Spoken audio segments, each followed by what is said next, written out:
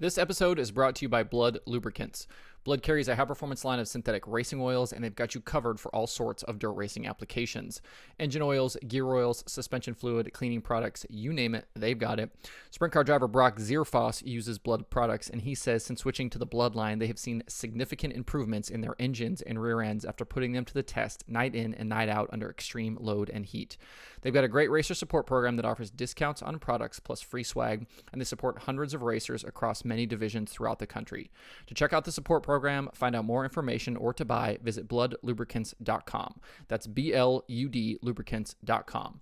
If you'd like to receive 25% off most products, use code DIRT at checkout. That's DIRT, all caps, at checkout. All right, joining me right now on DIRTRACKR Conversations, Josh Baughman, sprint car team owner. You did a little promoting this year, but let's start with another championship season. What was it like to win that third title in a row with Aaron Reutzel, and how much fun has that been the last couple of years? Yeah, this year with COVID and everything else, it's been a pretty interesting year. Starting the season, we didn't know if we was going to get the race at all. So it was a pretty grueling year. We raced a lot more, a lot of races pretty quick. So I don't think we ran any more total races, but we ran a lot more, just in a short period of time. So it was a pretty grueling schedule, but it turned out to be a good year. How much did you actually end up racing yourself? I know you basically ended up putting your 17 car out full time with the All-Stars as well, and you ran it some, and then towards the end of the season, Ian Madsen ran it some. But how many races did you actually end up driving in? I'm not real sure the total. I think it was 35-ish, somewhere in that range. I started off and I had some work stuff come up there one night, and I had to be gone for a weekend. So I'm putting it in the car for the night, and I kind of enjoyed just being a car owner again, and just not having to to stress about being at the track or anything like that. So I stuck with Ian for the rest of the year after that initial night, and it was fun. I got to travel to a lot of races at just not having to worry about getting in the car or anything like that, and help Wayne and Ian on the 17 car, and be there quite a bit with Aaron on his championship. So What's been good for you guys about running the All-Stars? Why have you chosen in the last couple of years to go that direction full time with that series? We've talked about the Outlaws, and we've talked about an open schedule, and every year we sit down and we meet about what's best for our team and going forward. And Tony and those guys, they do a great job with the series. And we have our good sponsors, the Fulkin Brothers. They have a place there in Pennsylvania that we're able to stay at when we're out in central Pennsylvania, and so it works out, as far as traveling goes, and expenses, hotel rooms and all that up and down the highway when you're on the Outlaw Tour. It adds up. So for us to have sponsors there, and Central PA with the Fulkin Brothers, and our shop there in Iowa, we're able to to get back to the shop or be essentially at home there at the Fulkin Brothers. Is that where you guys are based out of, kind of back and forth between Iowa and Pennsylvania? Like, I know obviously you're in Texas and Aaron's from Texas, but where's your guys kind of main shop at? The main shop's in Knoxville, Iowa, just about a mile and a half from the track there on Highway 14. So but during the All-Star season, we don't get back there very much, and so we work out of the Fulkin Brothers shop there in Pennsylvania for the most part, and during the All-Star season. But when we did get back there quite a bit this year, and we were there more so because of the the Texas Oklahoma swing. We got back there before we went out to Ohio and Central Pennsylvania. I kind of want to jump back kind of to the beginning of not only your journey, but then kind of getting into you and Aaron working together. But a guy from Texas like yourself, how do you get involved in sprint car racing? It doesn't seem like there's a huge sprint car scene in Texas. I know 360s are a little bit bigger down there, but how did you get involved in sprint car racing, and what made you want to start driving? I raced at a young age. My family owned a local dirt track there in Odessa. Growing up in West Texas, racing's not huge, very big like it is in other states and stuff. So, football is key in West Texas. So, whenever I got to that age where football became, more important to me than racing, we sold everything we had, and I I went to a race after I was graduating, went and watched the 305 race, and basically that's all it took. And I watched that one race, and I bought a car the next week and started running 305s locally there in Odessa and Lubbock, and just kind of transitioned from there into 360s, and with the help of Jason Johnson, I think really started my racing career. Jason managed my team there, and 2014 out of his shop in Rocky Mount, and he introduced me to a lot of people in the racing world, and more so than anything, helped me as a driver and a car owner. So after 2014, we kind of just kept growing from there. As you're kind of rising up the ranks, and looking back now that you've kind of, established yourself as a 410 guy and a 410 team owner at those lower levels, 305s, 360s, what's it important for you to learn at those lower levels and maybe not have as much horsepower?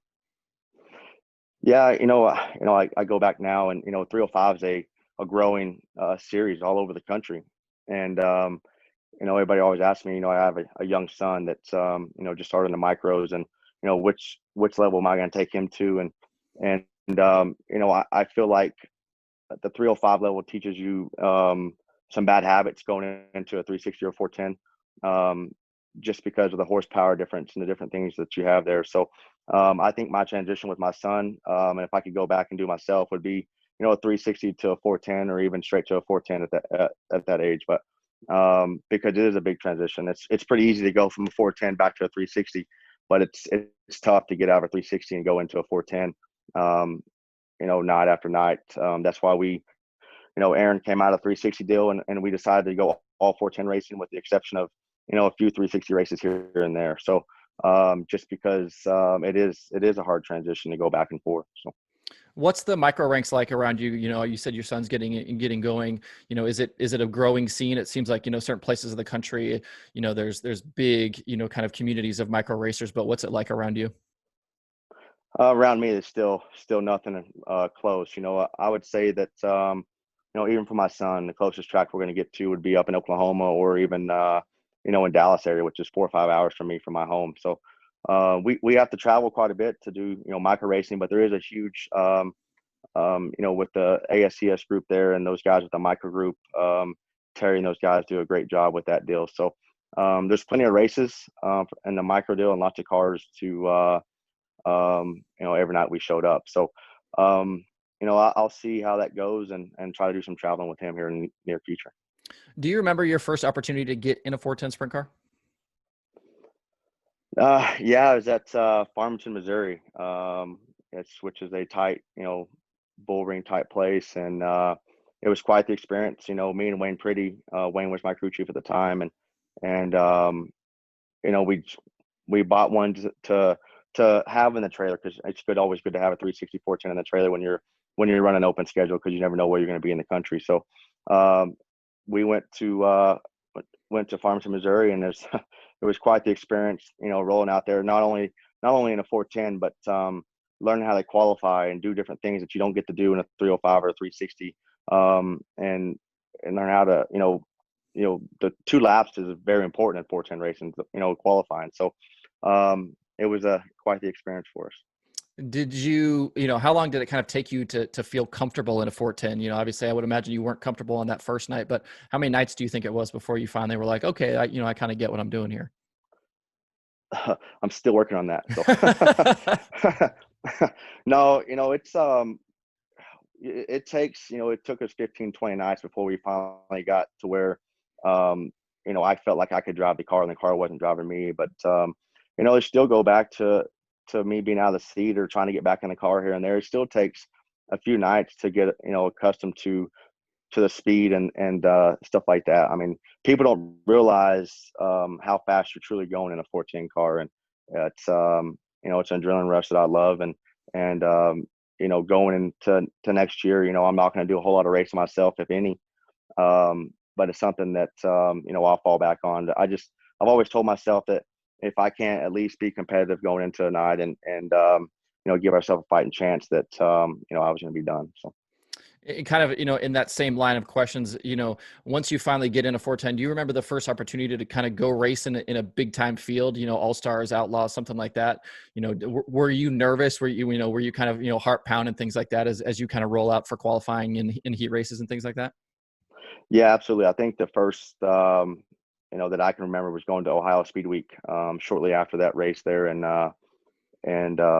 Farmington, Missouri. And I was actually in the shop and my shop there in Tulsa, Oklahoma, and me and Wayne, and we flipped a coin. We was either going to go run ASC Speed Week or we're going to go run Ohio Speed Week. And we obviously we flipped a coin and we headed to Ohio and pulling in the Attica there for the first night of Ohio Speed Week with 50, 60 cars there with Ohio Speed Week and those guys, and they always have a great turnout. So it's very nerve wracking. You definitely don't want to be that guy. But like I said, it was a cool experience.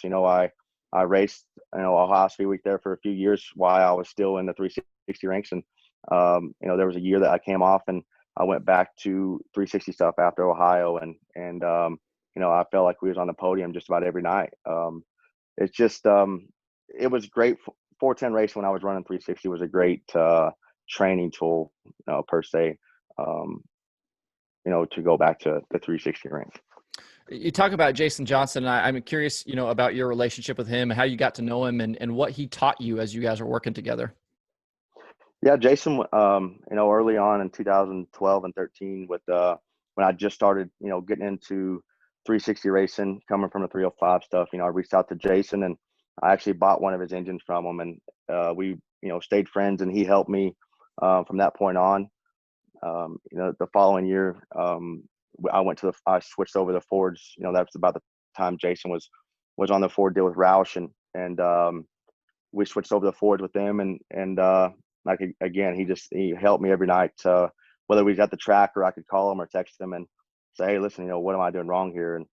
And we made that decision in 2014 to team up, and I moved my shop to Rocky Mount there with Jason in Missouri, and Bobby and Phil, and like I said, that was the first real season I guess I traveled racing and the 360 stuff outside of just around home Lawton, Devil's Bowl and per se. But Jason was, he would sit down, come in the trailer. I remember like Double X Speedway there in California. You have a bad night, and Jason was always the first one in there to say, hey, listen, there's people out here to see you, or shake this off. There's no big deal. Let's figure out what you did wrong and where you can get better. But he was a great coach, obviously a great driver, and I owe Jason a lot of credit to my career, and not only as a driver, but as an owner too. So. Are you like hands-on with the car? Like, when you're kind of working with Jason and Phil, especially during those times, is it more like what you're doing on the track and what you can do as a driver? Are they helping you with setups on the car? I mean, what does that kind of look like? More so in the car. It's kind of at that time of my career, it's hard to do both. It's you can ask any driver. There's very few drivers that can get out of the car, set the car up, get back in the car, and go drive it and feel comfortable and not second guess herself. And I still can't do that. I can give my feedback, and I've learned a lot over the past 6, 8, 10 years of setting the car up. And there's some things that you leave up to the crew chief per se, that's their job, and I try to do my job the best I can in the car. But Jason just helped me more, and those guys inside the car rather than outside the car on the setup side. I know you're not a full-time sprint car racer. You don't make your living from sprint car racing, and I guess I'm curious what your interests look like outside of racing. The other things you're involved in. I know you said you're at your ranch right now, but what else are you involved in outside of racing? Obviously, I have 2 young kids, so they keep me pretty tied up. My daughter does competitive cheer, and my son's in traveling baseball and football, and but this time of year I spend a lot of time down here at the ranch, and opening seasons this weekend, so I'll be down here all week getting stuff ready for that. But anything outdoors, I love to travel. I love to do different things, and my son's big into hunting with me as well. So it's either with the kids or and outside of racing, or here at the ranch, or at the office. The office I run. I have a business there with Hollywood Blasting and Coating, and that's been my priority, and that's kind of one reason why I've cut back in racing, and is to grow that business and keep hands on there. So. Well, give me an idea of what your business is. You said blasting and coating. What's that? Are you handling commercial customers? Like, what does that look like? Yeah, we do all oil and gas, mostly oil and gas industry, gas plants, refineries, pipeline facilities, all over the country. We got crews, Pennsylvania to Oregon. So we kind of grew that. We started that business. We started back in 2013, and we just kind of grew it as the years went on. So we started the business so I could race. And funny is, I got to quit racing so I can go to work. It's kind of, but that's a good problem to have. Growing that business, I take a lot of pride in my business and being able to still travel and experience things that I wouldn't be able to do without it. So I dedicate a lot of time to that. As somebody, I'm curious about like, business owners and things like that support sprint car racing. And obviously somebody like yourself that was a driver or, that is a driver, but, talking about scaling back, how important is it to you to continue to support sprint car racing as a business owner and as a team owner? And why is that important to you? I got asked this question just the other day and I've met a lot of cool people and a lot of good friends outside of racing. And it's cool for me to give someone an opportunity, or, help a guy out or whatever there is that, cause I want to stay involved. Me and my family and my dad, we love racing. We love the people that's involved in racing. So every chance we get, we try to get back to the racing or, try to keep,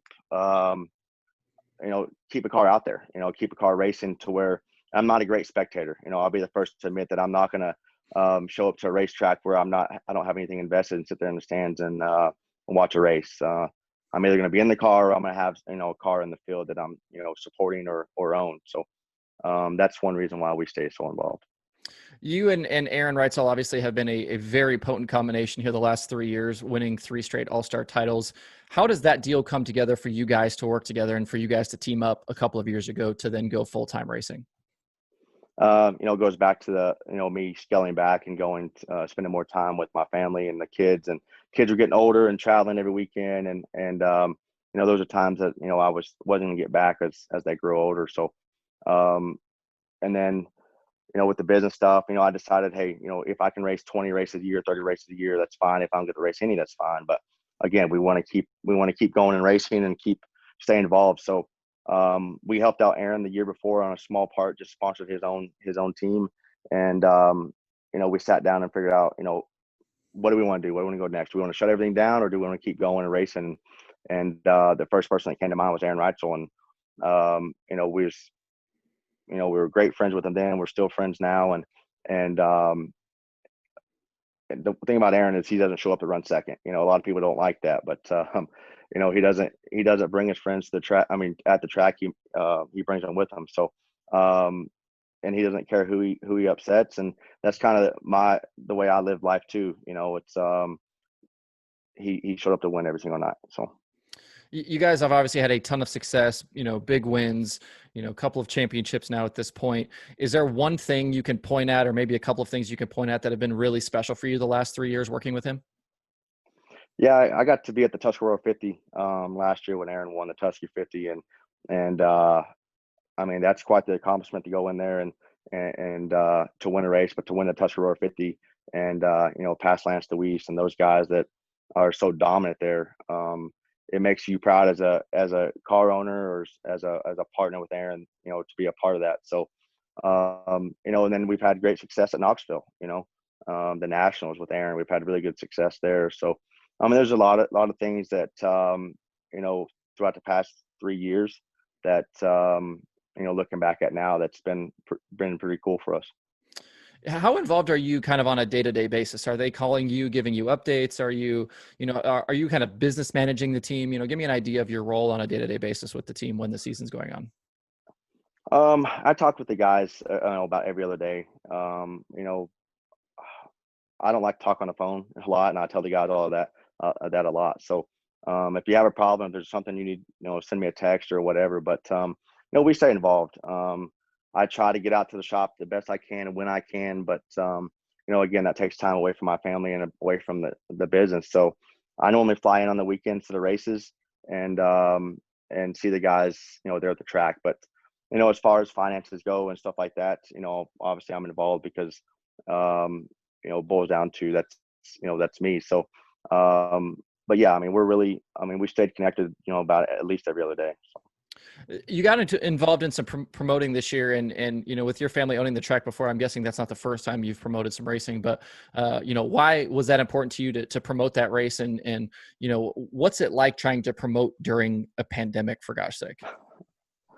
Yeah, that's I don't know what the heck I was thinking, honestly. But no, it was cool, to have those type of guys come out there and support, because we're out in West Texas, way out in Lubbock, Texas, and I don't see that ever happening outside of pandemic and when the rest of the country's racing, just because you have to travel so far to get there. So for those guys to come out there and support that deal, and it was special for me because that is what I would consider my home track now, after racing there in the 305s and stuff. So like I said, it was cool to see those guys there, and it's not trailers that you normally see pull into Lubbock, Texas, and it was I don't know that it'll ever happen again, but it was pretty neat. So.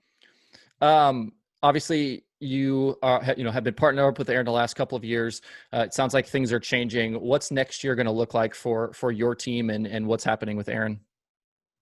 Yeah, Aaron, like I said, Aaron's been a great partner with us, and we've had a lot of success. But Aaron has some goals, in racing that he's still reaching to do, and he wants to, go run the Outlaws and do different things like that. So it just is not the route that I want to go, that my family wants to go with the team. But we're still great friends with Aaron. We'll maintain friends with Aaron, and he just got an opportunity that he's going to take. And we're going to continue to race with the 17 car in 2021. We've talked to a few different people, drivers and crew chiefs, and we're looking at different schedules. And there's with Todd and Jackson and Houston's opening back up. Our shop's right there in Knoxville, so you look at running those weekly deals at Knoxville and those 3 tracks, and you go back to run the All Stars.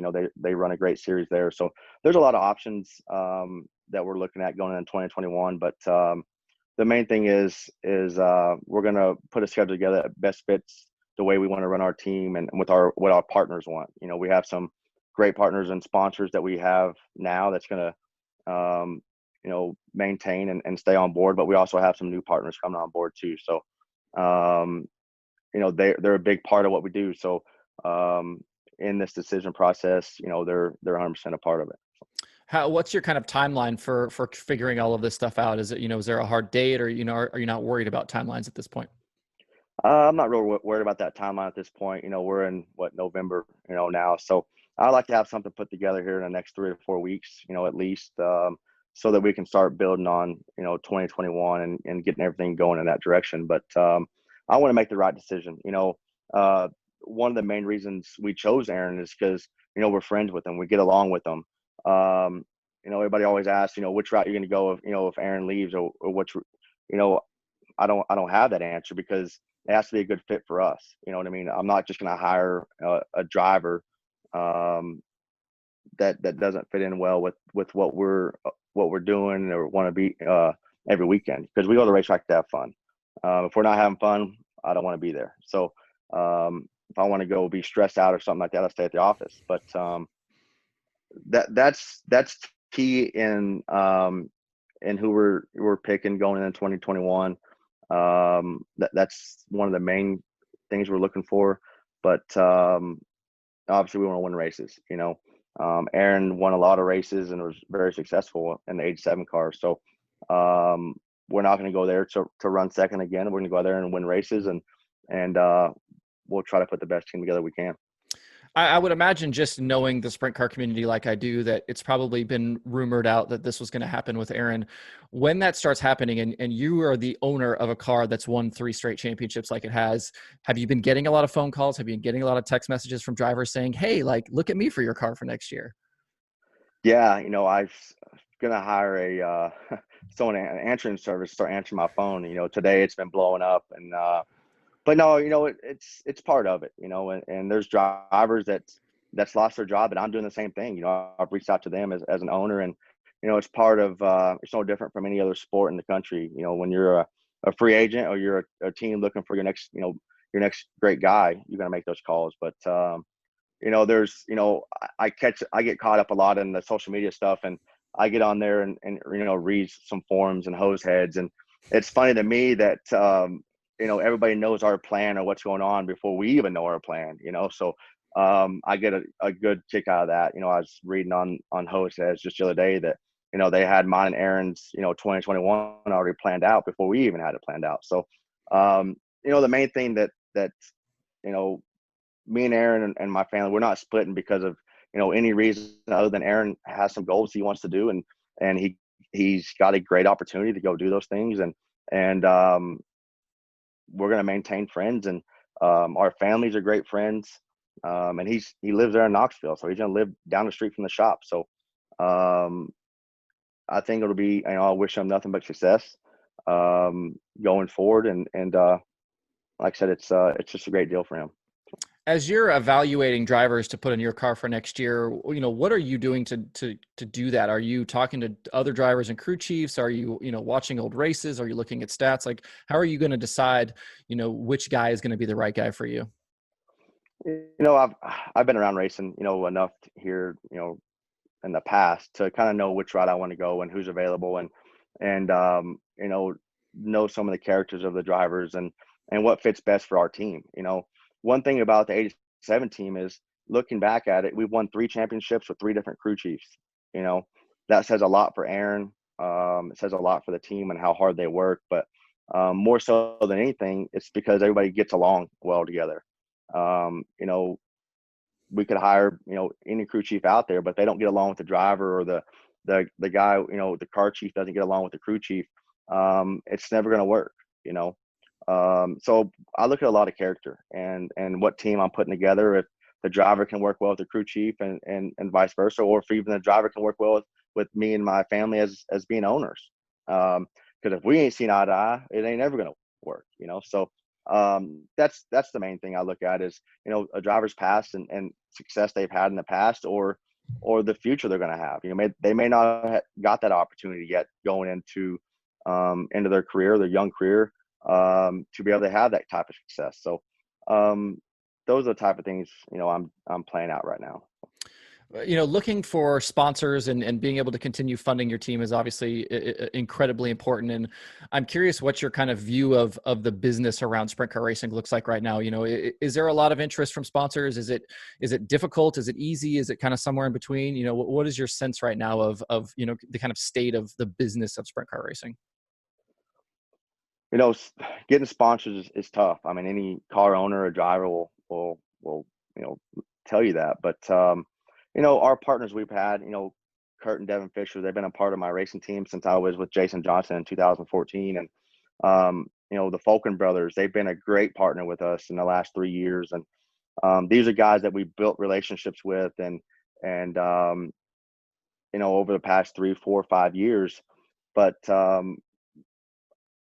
there's not many people just blowing your phone up to sponsor a team, or to hand out their checkbook to you. So it is tough, and it is very expensive to do what we do, week in and week out, up and down the highway. And without those sponsors, it makes it tough. So we're going to keep a lot of our partners that we've had with Aaron and the 87 team, obviously going into 2021, and we're going to add a few that has reached out. So I think the business side of racing is great. I think, look at 410 racing, and, there's 40 cars at, 10 different tracks or whatever throughout the country. So on each night. So I think the business side of racing, sprint car racing, is solid right now. You still don't see a whole lot of the corporate sponsors, in play. And I think that will change here in the next few years. Somebody like yourself, who's obviously a business owner outside of racing and then obviously owns a sprint car team, are there lessons over the years that you've maybe learned with your business that you can apply to your sprint car team, and then vice versa, that you've learned with the sprint car team that you can then apply to your business? Yeah, absolutely. Main thing is, finances, and the way you build budgets and you go about, managing a team, before you even pull out of the shop to start the season. So, I'm pretty young in my business career as well. And, every day is a learning thing for me. But I use both of them. The character on the side and the business side, and the people skills is what's huge. I deal with a lot of different people with my business there in industrial world compared to the racing world. So it is very different, but you learn characteristics of people and how to manage, each and every one of them separately. So you said obviously you're going to put another driver in the car. What are the chances that we see you run 20 races, 25 races next year? It won't happen.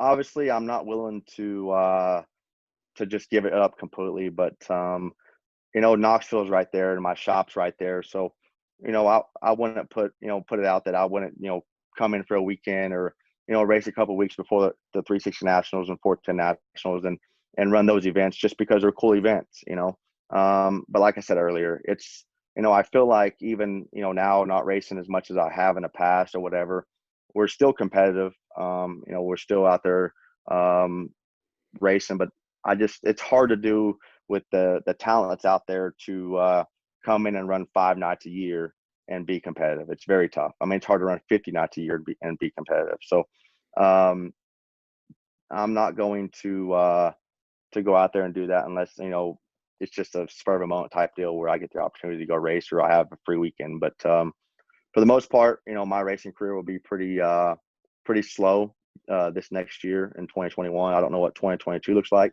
I don't think any of us do right now at this point. So, but yeah, I'm not going to race very much next year. 5 times tops, if that. So. As you kind of wind down and maybe slow down a little bit with your driving, as you look back, what's a high point or a couple of high points for you as a driver? Things you got to do, races you got to compete in. Well, what's something that jumps to your mind? Yeah, it's any big race, the Tuscarora 50, the Knoxville Nationals, you know, Ohio Speed Weeks. That's a great experience. It's not your big prestigious races, but the gruelingness of Ohio Speed Week. 9 nights in a row, and traveling across the country, racing at places like Lernerville and these tracks that I used to play on video game growing up, and being from West Texas, you don't ever think you'll get that opportunity to race at those type of tracks. So, I ran a 410 race there at the Lernerville we won at, which is cool for me because my family's from Western Pennsylvania. My mom and dad was born and raised in Western Pennsylvania, about 45 minutes from Lernerville. So to go back there and win a race there with my some family and friends there was pretty cool. But more so than anything, just being able to travel. I've been to a lot of states and race at different tracks that I've probably never got the opportunity to without being in the sprint car. So, your son is coming up, he's racing, he comes to you in a couple of years and says, Dad, I want to be a full-time sprint car driver. Are you behind it? Or are you saying, maybe let's do something else? I'm kind of on the edge. I always say, just like my dad, I'm going to try to give him the best opportunity in anything that he wants to do. But I'm hoping he chooses something different than racing, like golf or something like that. But, I'll support him. I don't think that full-time racing is the route that I'd want him to go, just because I see how tough it is. You got to have a lot of success and the grueliness of up and down the highway, and you give up a lot. I mean, to be a race car driver alone, but to be a full-time race car driver, you give up a lot, with your family and friends. And I'm actually looking forward to next summer because I'm gonna get my first halfway normal summer than in the last 10 years.